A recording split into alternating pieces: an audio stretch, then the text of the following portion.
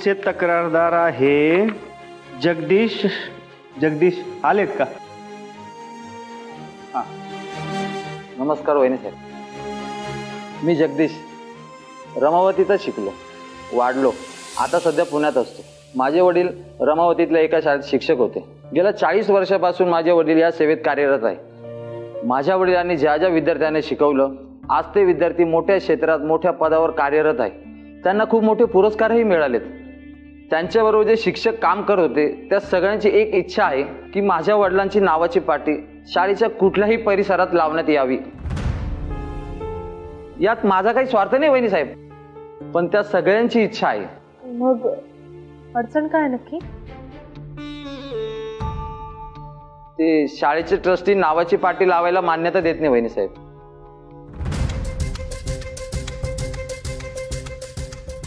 कोण आहेत शाळेचे ट्रस्टी? ट्रस्टी आलेत का? नमस्कार वहिनी साहेब, या पुढे येऊन बोला. मी दिनेश, या शाळेचा ट्रस्टी आहे. दिनेश सर, नक्की काय प्रॉब्लेम आहे?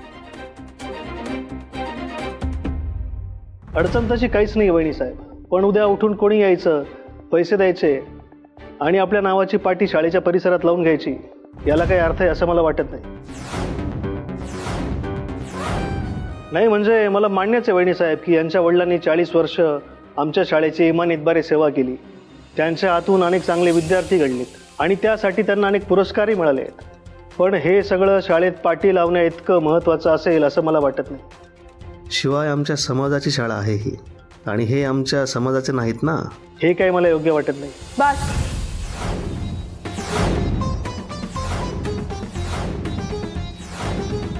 नाही, खरंच खूप बोललात, बस.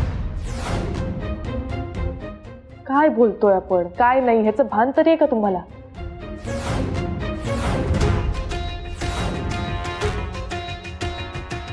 दिसताना खूप वेल एज्युकेटेड वाटतंय हो सर, पण तुमचे विचार तेवढेच खालच्या पातळीचे. ते गेलंय जग, कुठल्या काळात जगतोय आपण? शाळेचे ट्रस्टी आहात ना तुम्ही? हा, तुमच्या शाळेत कित्येक मुलं शिकत असतील. त्यांचे वडील, त्यांनी तुमच्या शाळेची इतकी सेवा केली, मला खात्री आहे ते जेव्हा शिकवत असतील तेव्हा त्यांनी मुलांमध्ये कधीच भेदभाव केला नसेल.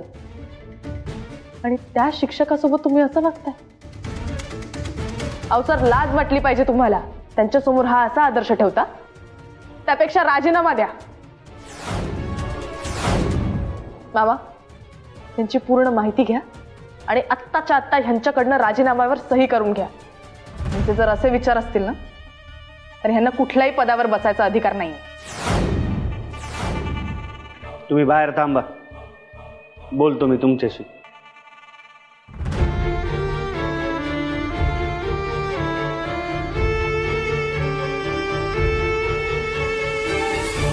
धन्यवाद वहिनी साहेब. एक मिनिट सर, माझी एक रिक्वेस्ट होती तुम्हाला. म्हणजे बघा, तुम्हाला पटलं तर ठीक, नाही तर असू दे. तुम्ही नक्की किती देणगी द्यायचं ठरवलं होतं? वहिनी साहेब, शाळेच्या परिसरात मार्बलची शिळा लावण्यासाठी 50,000 रुपये खर्च करण्याची माझी ताकद आहे. बर, त्यात तुम्ही 5,000 अजून जोडू शकाल का? तुम्ही जर ते 5,000 गजाननला दिलेत ना सर, खरंच खूप मदत होईल त्याची.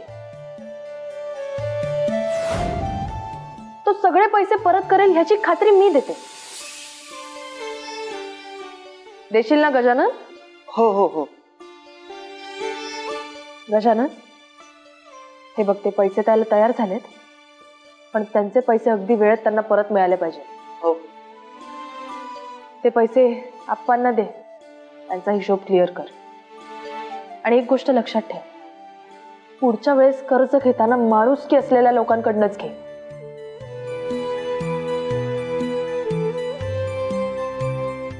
कारण पैशांपेक्षा माणूस महत्वाचा असतो हे नाही कळत काही लोकांना.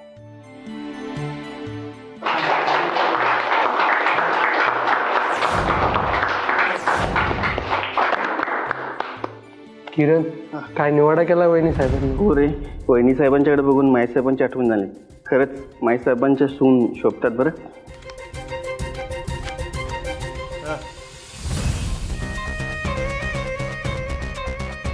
अहो वर काय बघताय? घराची उंची मोजतोय. का? हा विचार करतोय फासावर लटकून घेतलं तर वरच लटकन का खाली पडन. अहो काय बोलताय? हा काय सकाळपासून मरणाची भाषा लावली? हे बघा, हे असले नको ते विचार डोक्यात आणण्यापेक्षा ना ती लाईट कधी येणार आहे ते विचारा. हा हा, ते ऊर्जा मंत्री जसं काय मित्रच आहे माझा का मी त्याला लगेच फोन करून सांगेन, हे ऊर्जा मंत्री आमच्या घरचे लाईट गेले लगेच पाठव म्हणून. बे अक्कल बाई आहे, अक्कल नाही काडीची म्हणा मालकीन होणार माडीची. कसा फोन करणार मी त्यांना? कोणा बाई ऑफिसमध्ये मी फोन करू शकत नाही. माझा फोन एक तर बंद पडलाय, चार्जिंगला लावा म्हणलं तर इथं घरात लाईट बी नाहीत आपल्या. मग माझा फोन घ्या, माझ्या फोनवरून लाव. जरा घ्या, माझ्या फोनवरून लावा फोन. आणि जरा लवकर बघा काय ते, मला मिक्सर लावायचंय. आपलं डोकं खाते.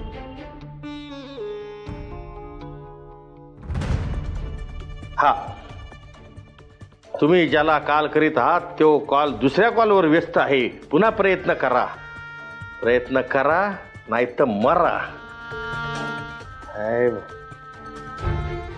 सगळे मला छळायला टपलेले येतं समधी म्हणून मला त्रास देऊन राहिले. फोनवरची बाया बी तेच बोलती. अहो ऐका ना, अहो काय झालं? घरातलं पाणी गेलंय. काय काय काय काय म्हणली तू? हो काही काही कळतच नाही. मी विचारलं शेजारा पाजारा नव त्यांच्याकडे आहे. फक्त आपल्याच घरात पाणी येत नाही? तू समती त्याशी कॉक चालू करून बघितले का? ते काही अडकलं असेल कुठं थोडं? अहो झालं, सगळं करून झालं पण येतच नाहीये पाणी. तेव्हा नाही नाही नाही नाही सुमन, काहीतरी गडबड आहे, काहीतरी भानगड आहे. अगं पाय ना, म्हणजे फक्त आपल्या घरातच लाईट नाही, फक्त आपल्या घरातच पाणी बी नाही. कसं काय असं? योगायोग नाही आहे हो सुमन. कुणीतरी ठरवून करतंय समजा मला त्रास देण्यासाठी. म्हणजे कुणीतरी आहे ज्याला माझं जगणं अवघड करून टाकायचंय. कोणाला करायचं असेल पण? कोण? अयो काय काय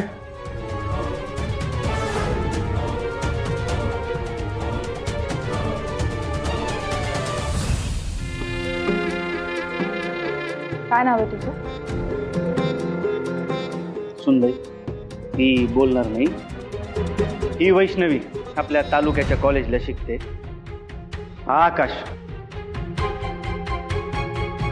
यांची तक्रार आहे की हा त्यांना त्रास देतो म्हणून.